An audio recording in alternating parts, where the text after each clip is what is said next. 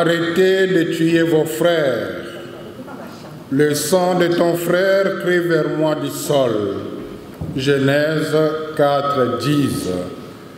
Message du comité permanent de la SENCO sur la situation d'insécurité et de massacres à l'est de la République démocratique du Congo. Préambule. Depuis plus de 2 décennies, l'est de notre pays est particulièrement secoué par des conflits armés et une insécurité récurrente y causant morts, désolation et déplacement des populations. Malheureusement, toutes nos interpellations à travers nos différents messages sociopolitiques ne trouvent pas encore d'écho conséquent de la part des personnes concernées. Pour manifester notre proximité affective et effective avec nos frères et sœurs meurtris et victimes de cette tragédie, une délégation des évêques de l'Association des conférences épiscopales d'Afrique centrale, ACEAC, et de la Conférence épiscopale nationale du Congo, SENCO, a effectué une mission pastorale à l'est du pays, notamment dans les diocèses de Goma, Butembo-Beni et Bunia, du 14 au 26 janvier 2021, pour les écouter et les réconforter. Au cours de cette mission, les évêques ont prié avec les populations et ont échangé avec les représentants de plusieurs couches de la société. Ils ont aussi visité des personnes vulnérables ou en situation de détresse. Ils ont en plus adressé à nos frères et sœurs des messages de paix, d'espérance et d'appel à l'unité. Lors de notre session ordinaire du comité permanent tenue à Kinshasa du 22 au 25 février 2021, nous avons, au regard de l'importance des informations reçues, levé l'option de faire un plaidoyer conséquent auprès du chef de l'État et de rendre publique une communication spéciale sur les constats faits et nos recommandations dans l'espoir d'obtenir une grande mobilisation pour lutter contre les causes profondes de cette insécurité. Un constat. Il ne s'agit ici que de la situation relative à l'insécurité dans le Nord Kivu et dans l'Ituri.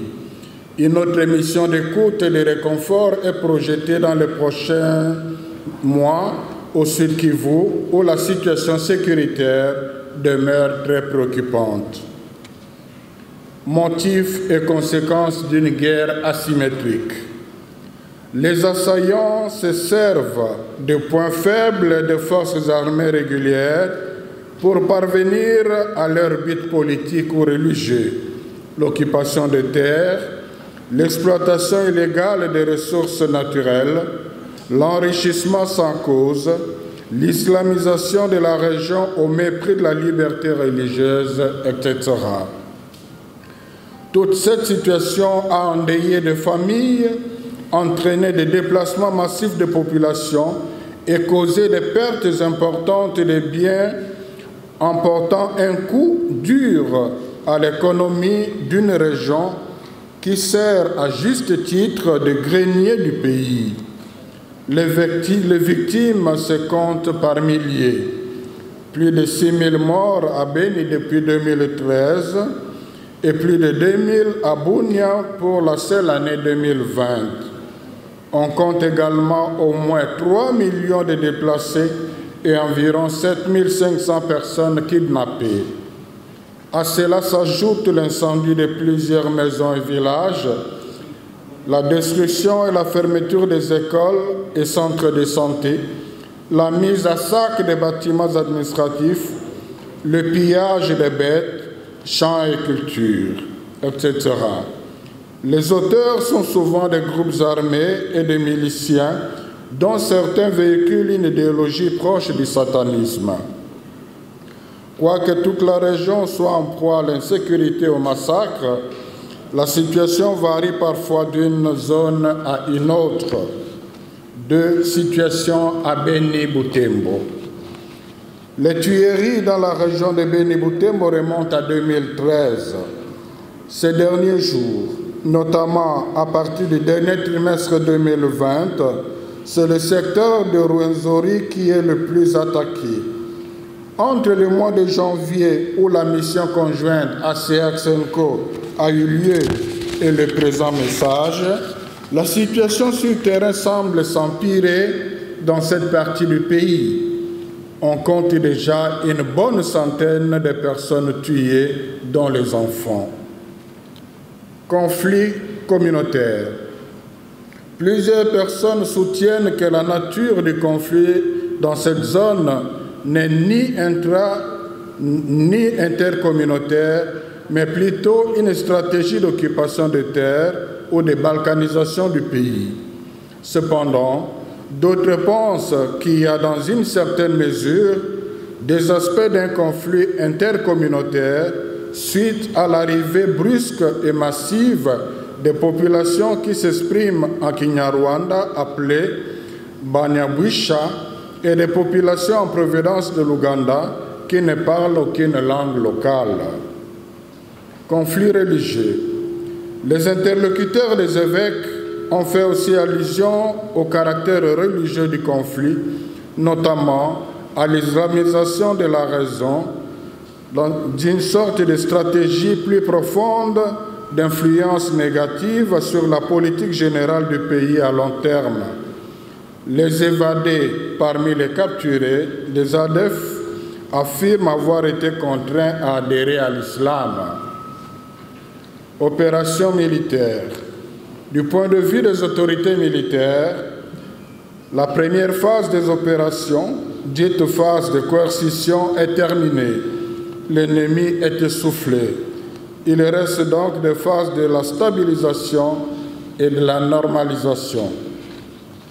3. Mission à Bunia.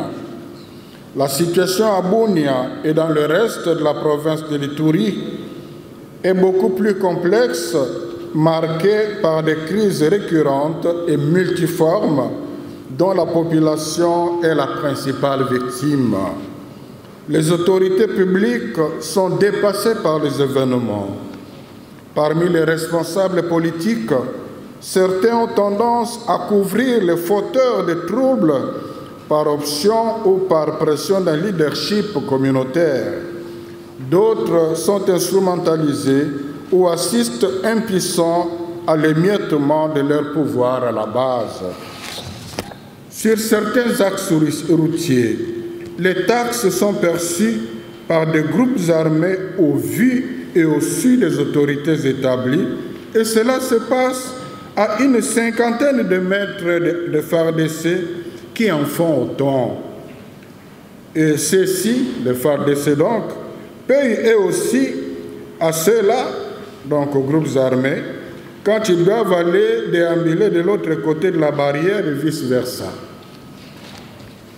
Les groupes armés, dont quelques-uns sont aussi présents à Beni-Boutembo, sont principalement formés de miliciens. On parle de plus d'une centaine.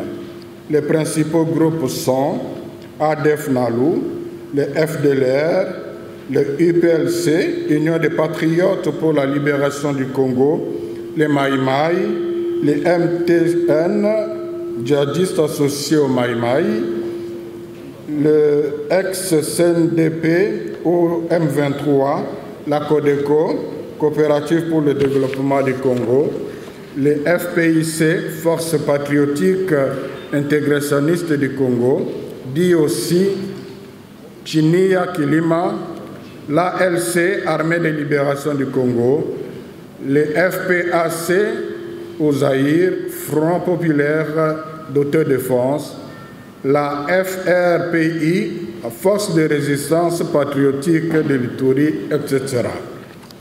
Les forces armées de la RDC. Les éléments de l'armée sont présents, mais l'impact de leur présence est mitigé.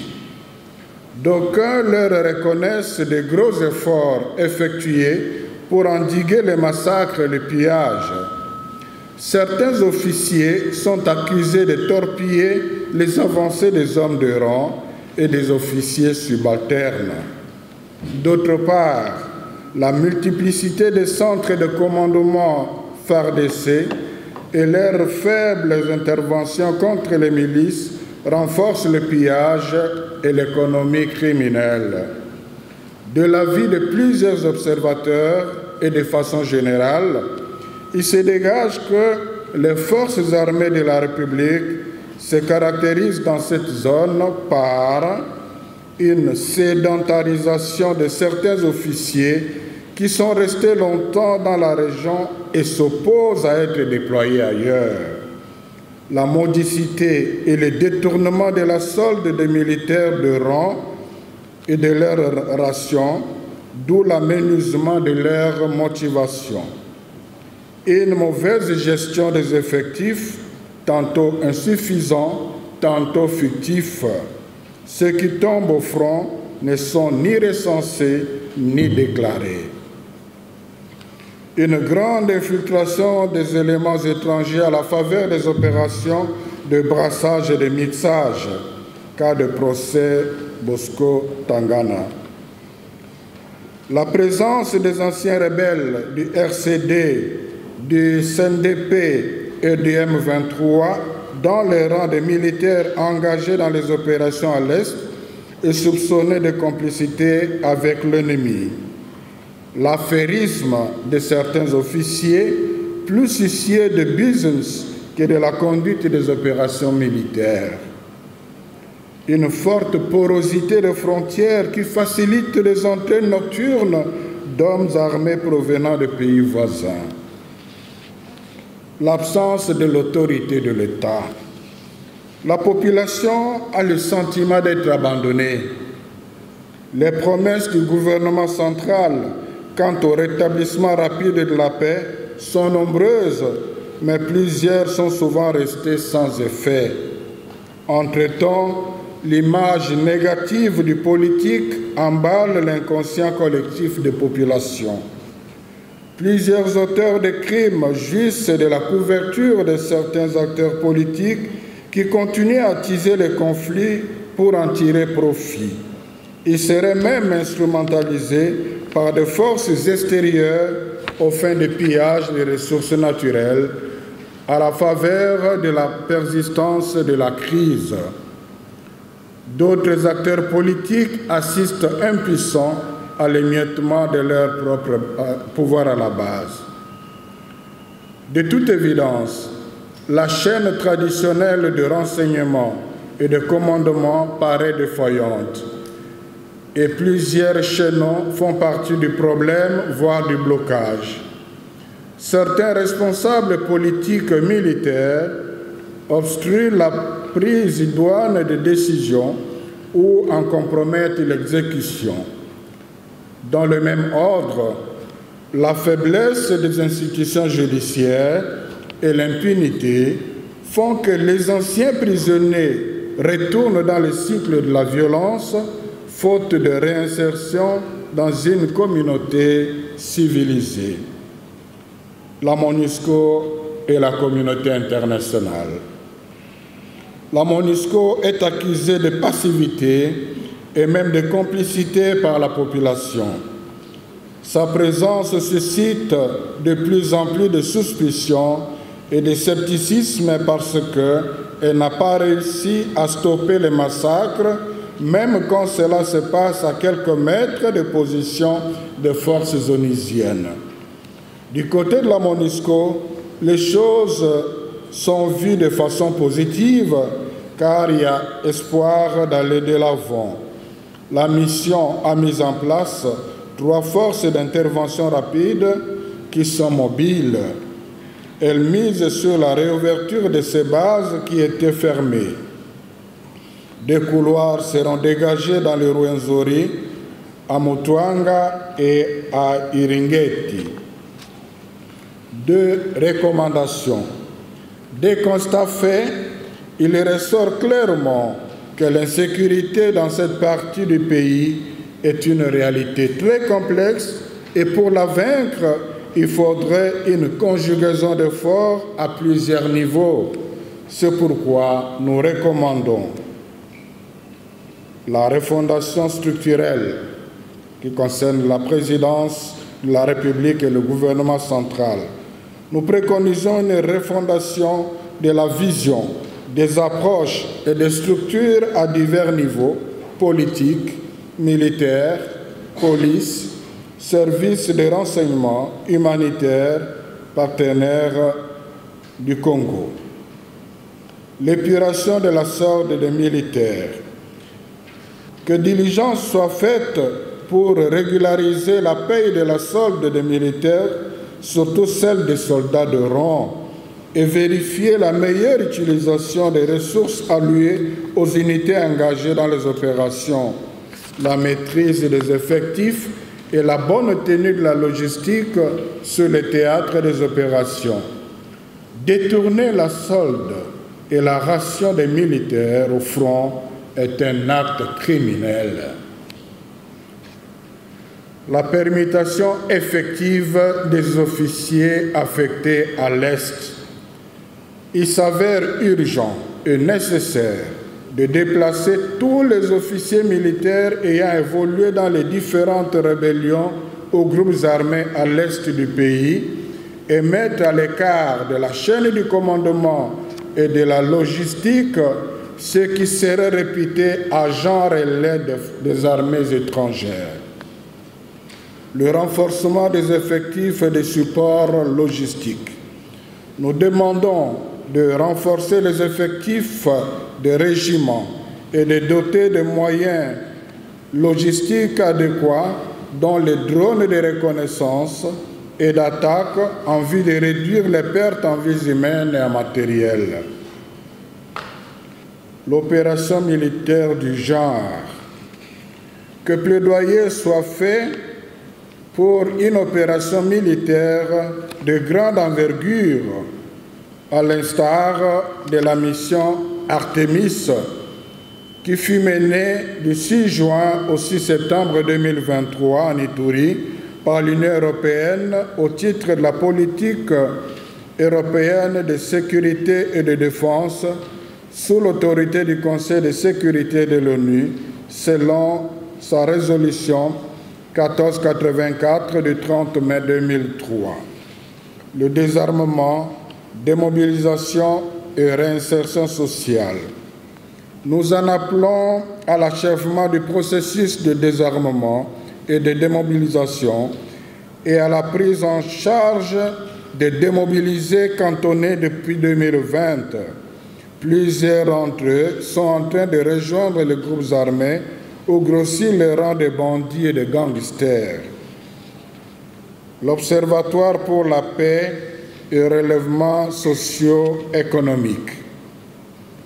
Nous conseillons la mise en place d'un cadre permanent de concertation pour la cohésion et la paix à l'Est, piloté par un observatoire scientifique multidisciplinaire et l'implication des leaders locaux dans la sensibilisation à la cohabitation pacifique pour la consolidation du dialogue intra- et intercommunautaire. Les Baraza Lahamani, espace de dialogue pour la paix.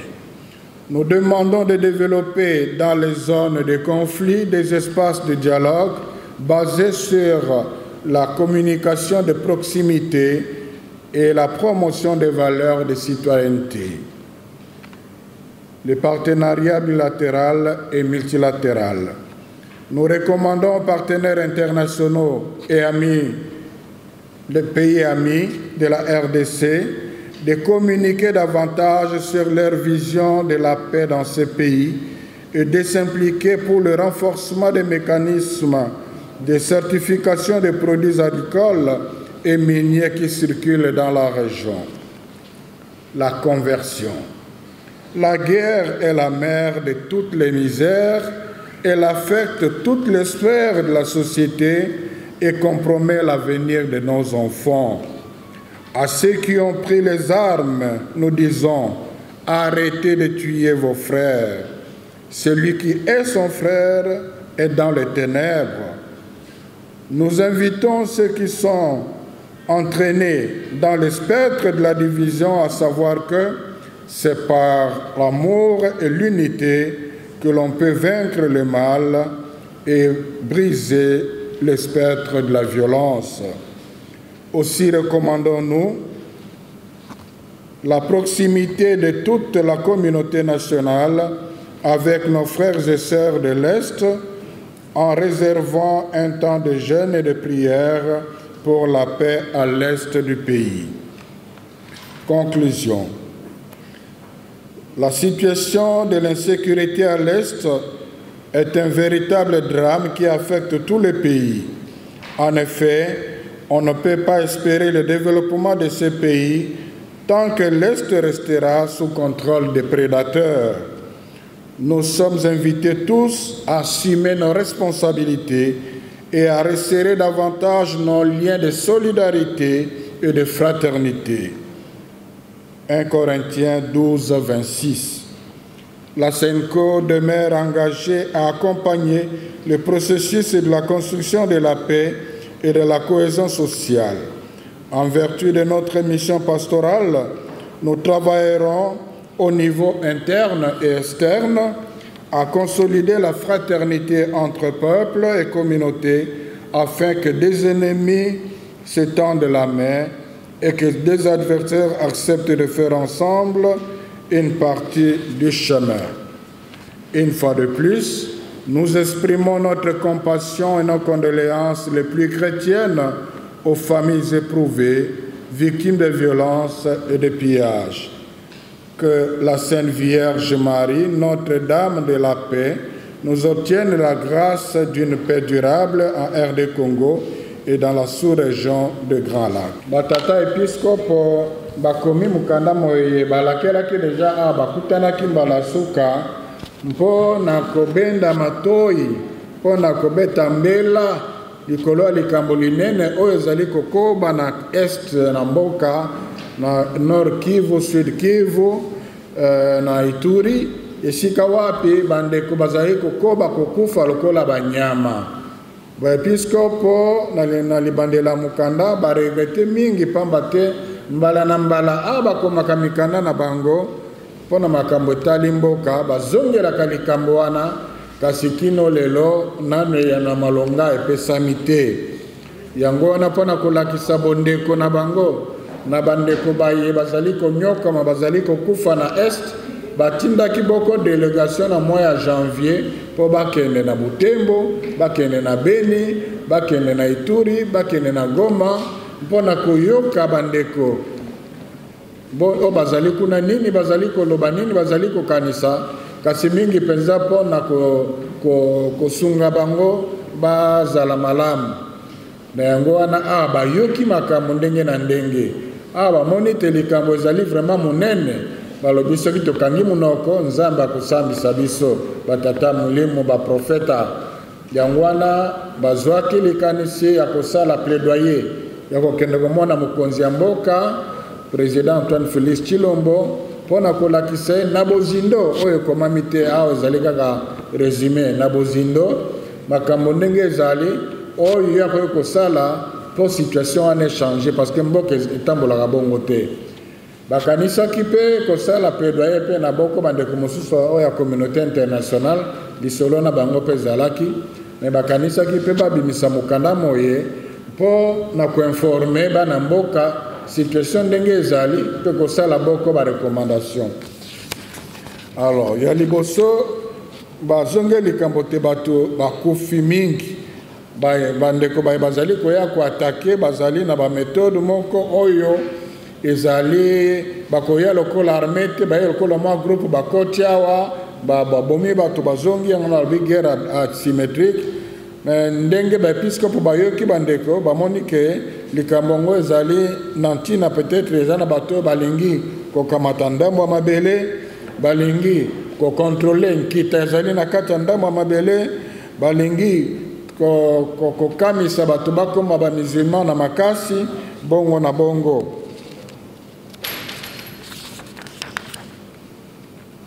na bunia situation pe ezali lisusu na esika mosusu na Beni Butembo ezali parce que ezali na bato bazali koya o baza koloba lokota oyo lobamaka na Kongo wate baza koloba kaka bakota ya bapaya ndambo bauti Rwanda ndambo bauti Burundi o bauti Rwanda baza kobenga bango banyabwisha. Alors wana baza comprendre te comme il y a un peu conflit entre ba communauté na bunya situation ezali lisusu compliqué koleka pamba te kuna ezali pe likambo ya bankita ya ekolo ezali makambo pe baresponsable bai politique mingi bakoti pe na likambo yango bai politique bazali kopesa maboko na bai bazali kosala mabe na kati ya mboka mpona intérêt na bango moko kote ya armée na biso pe makambo ezali pe kotambola na ndenge moko elongobani te puisque bapesi ndakisa salaire ya basoda bazali kobunda mokolo na mokolo mpona kozwa yango ezali pasi ntango za badélégation ezalaki kuna basalaki 9 mois sans salaire basusu kutu salaire avant ya bakonzi baza kodebisa bango mbongo na système ya banque lambemba mosusu baodebisa bango mpe mbongo na bango moko kaka ezalaka bongo te yango wana baepiskope balobi te oyo eza likambo ya kokanga monoko te eza likambo ya nini. Alors même makambo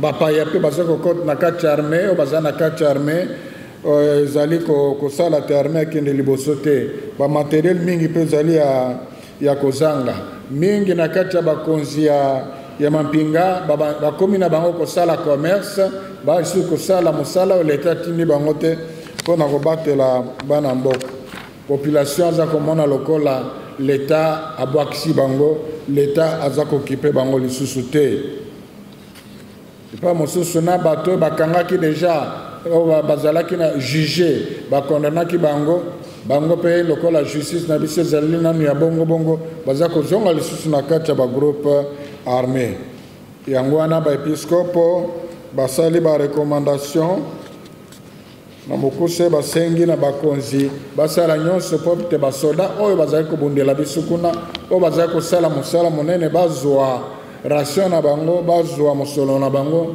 na ndenge elongobani oyo akodetourne mbongo opération bilei ya soda bazali komona etumba puisque balobi azali criminel malheureusement biloko eza kokende lokola ration babandi koteka yango lisusu na bakantine mosusu bakende kosomba yango lisusu episkope mpe basengi soki possibilité ozala basala opération militaire moko ya genre Artemis oyo esalemaki na 2023 Union européenne apesaki makoki na vraiment force mpenza ya makasi ya bibundeli ya makasi mpona kosukisa mayele mabe bitumba na banguna. Episkope mpe baza kobeta mbela mpona baye basimi mindoki kuna bayeba te koboma moninga ndeko na yo ezali lisumu basengeli kosukisa ezali nzela ya molili na mokuse yango wana batata episkopo babeti mbela mpo na elika te awa bato mingi bakoyeba ndenge makambo za kotambola pression mpe kozala esika esengeli kozala pour tes situations, on est bon, merci. Bon, au premier intervenant, je dirais que la mission était effectivement conjointe avec l'Association de conférences épiscopales d'Afrique centrale. Donc, le rapport, le compte rendu sera aussi traité à ce niveau-là. Comme c'était avec la SENCO et que c'est d'abord notre pays qui est directement concerné, nous ne devons pas attendre la rencontre de la CEAC qui viendra en son temps pour faire ce que nous pouvons faire, étant donné que la situation, voilà, depuis la fin de cette mission jusqu'à aujourd'hui, à Beni Butembo seulement, on a une centaine de morts. Donc, soyez rassurés que les réflexions seront amenées à ce niveau-là. Mais en ce qui concerne l'Ouganda, pour votre information, il y a 1 an et demi, plus ou moins 18 mois, le président de la SENCO est allé voir le président ougandais Museveni j'ai eu la grâce de l'accompagner. Et on était avec la conférence épiscopale, le président de la conférence épiscopale de l'Ouganda. Donc le président de la Senko est allé le voir pour lui dire en tant que pasteur, mais ça ne va pas, non? On ne comprend pas que ceux qui se rebellent contre l'Ouganda n'attaquent jamais les pays contre lesquels ils se rebellent, mais viennent attaquer la RDC. Donc c'est pour dire que la Senko voit les choses comme vous, là. Donc au niveau sous-régional, il faut faire quelque chose. L'Ouganda n'est pas dans la CEAC. La CEAC, c'est Rwanda, Burundi, RDC. Et voilà pourquoi, pour le Burundi et pour l'Ouganda, on a fait cette démarche. Et peut-être dans l'avenir, on verra comment faire au niveau de la CEAC. Et les évêques confirment justement ce que le président de l'Assemblée nationale, dans les textes, ils sont clairs. Je lis simplement. Parmi les responsables politiques, certains ont tendance à couvrir de fauteurs de troubles. Voilà, donc il y en a qui sont aussi dans ce business-là, en complicité avec les étrangers pour des intérêts personnels. Les évêques l'ont dénoncé et tout comme les militaires qui sont dans l'affairisme, au chef de l'État, les évêques ont donné les détails qu'on ne peut pas donner ici publiquement. Alors, quelles sont les actions de la Senko? La Senko, c'est d'abord une église. La Senko, c'est l'ensemble des évêques, des pasteurs, qui interpellent d'abord par la conscientisation. Donc, l'action principale de la Senko, sont des messages pour interpeller, pour réveiller, conscientiser les responsables. Donc, n'attendez pas de la Senko la commande de commander les armes, de commander des drones pour aller au front avec le catéchiste ou une séquille là-bas, ou le bilingue à Mwinda. Non, ce n'est pas la mission de la Senko. Pourquoi est-ce que la Caritas ne contribuerait pas à la paye ou à de la solde ou à la ration comme on le fait par exemple avec les enseignants? C'est ça l'esprit. Je crois que là c'est à l'État de demander. L'Église n'est pas là pour donner des leçons à l'État. Vous ne faites rien, nous allons prendre votre place. Non, ce n'est pas respectueux. L'État, l'Église reste un partenaire privilégié de l'État congolais. Et quand l'État congolais lui demande un service, on évalue la faisabilité, mais l'Église ne refusera jamais de rendre service là où c'est possible. Nalandi, makambo ndenge za kolekana na Assemblée nationale, tuza kosepela mingi na ndenge président ya Assemblée na maloba na ye abendi pe matoi ya bai politique baye bazali na complot na bato bazali kobomisa bandeko na biso na est. Mbela bepiskopo pe ezali kaka na nzela wana. Awa pe balobi batinda commission bakende kotala koyoka ezali ndenge nini. Senko akosepela mingi pe senko akozala presse ki bato ya parlement balingi kopesa ba information ko partager rapport mpona kosalisa commission wana esa musa malamu pamba te epa bepiskopo bakendaki bakutanaki na bakategori nyonso ya batu na bakanga bazalaki na maboko ba rebelle bakimi na ndenge ba information mosusu kutu solaki na délégation azalaki garde de corps ya commandant moko ya ADF. Donc bato bayebi ba secret ndenge makamuza kolekana kuna mingi basolaki na basoda bazako kobunda basolaki na ba officier bango bakoki kosalisa pe parlement de rapport wana koki kosalisa parlement pe po esa mosala na ye. Marge à manœuvre à Senko, je crois qu'on a passé déjà j'ai déjà donné cette réponse à travers les autres réponses. Merci.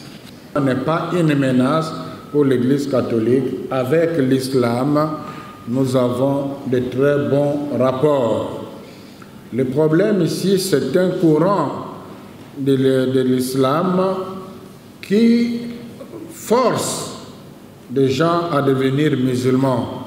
C'est ça qui fait peur Et je vous informe que la SEMCO, par sa commission Justice et Paix, est en train d'approfondir des enquêtes là-dessus pour en savoir plus à la lumière des informations qu'on a déjà eues.